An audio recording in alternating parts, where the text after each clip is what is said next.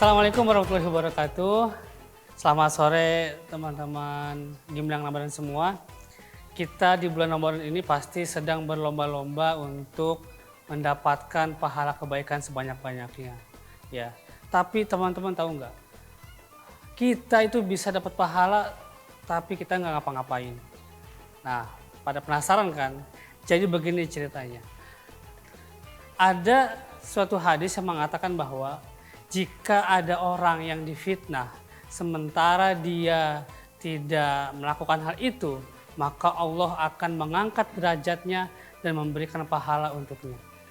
Hadis ini riwayat Muslim sahih. Ketika kita menjadi omongan orang lain, ketika kita difitnah orang lain, dicela orang lain, maka kita akan mendapatkan pahala dari dia.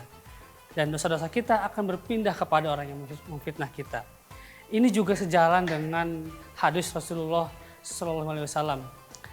Pada saat itu Rasul bertanya kepada sahabatnya, "Wahai sahabatku, menurut kalian siapakah orang yang bangkrut itu? Siapakah orang yang merugi itu?"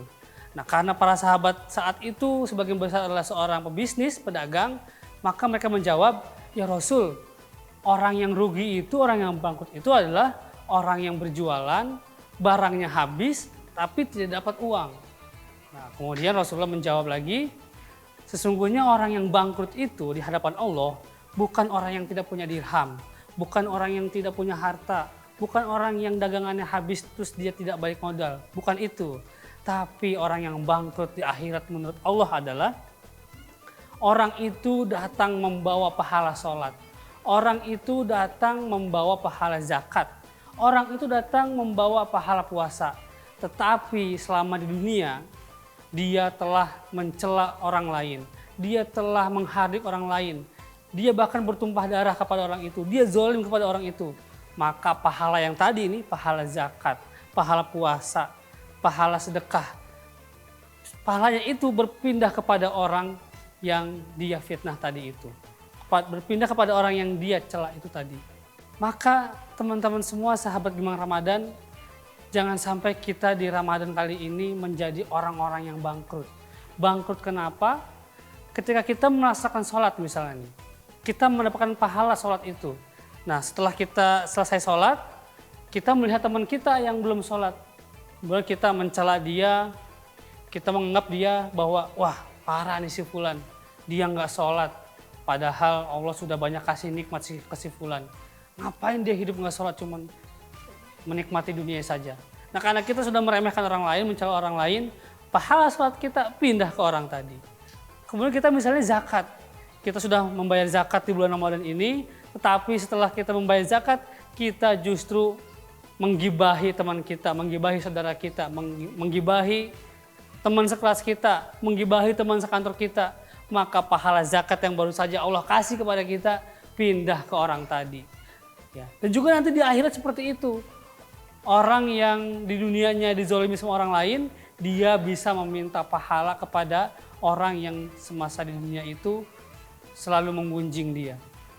Jadi sahabat-sahabat Gemilang Ramadan semua, dari hadis ini kita sebenarnya bisa mendapatkan pasif pahala tanpa kita melakukan apapun. Tapi posisinya ketika kita menjadi korban dari gibah saudara kita, dari gibah teman kita. Poin pentingnya adalah di bulan Ramadan ini jangan sampai kita menyia-nyiakan amal ibadah kita. Jangan sampai puasa pahala kita. Jangan sampai pahala puasa kita nanti hangus gara-gara kita ngegibahin orang lain. Jangan sampai pahala zakat kita hangus pindah ke saudara kita gara-gara kita menggibahi dia, memfitnah dia. Gara-gara kita zolim ke dia. Gara-gara kita mengambil harta dia tanpa seizinnya. Karena tentu kita akan menjadi orang yang rugi.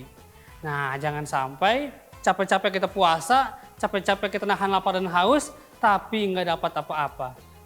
Yang benar aja, rugi dong. Nah, semoga bisa bermanfaat untuk kita semua dan bisa menambah nilai ibadah kita supaya kita bisa menjaga diri kita dari hal-hal yang bisa mereduksi pahala puasa kita. Selamat berbuka puasa buat sahabat Gemilang Ramadan semua. Semoga puasa hari ini lebih baik dari puasa sebelumnya dan mendapatkan pahala dari Allah Subhanahu wa taala. Wassalamualaikum warahmatullahi wabarakatuh.